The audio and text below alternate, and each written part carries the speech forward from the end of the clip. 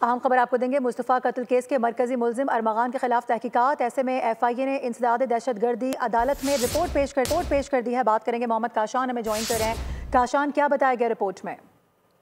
जी बिल्कुल, देखें, मुस्तफ़ा आमिर कत्ल केस के मरकजी मुलजिम अरमान से FIA की जानिब तफ्तीश की जा रही है, जबकि FIA ने इंसदाद दहशतगर्दी अदालत में पेशरफ रिपोर्ट जो है वो पेश कर दी है। अरमगान के लैपटॉप से बैनुल अक़वामी फ्रॉड ग्रुप के शवाहिद मिले।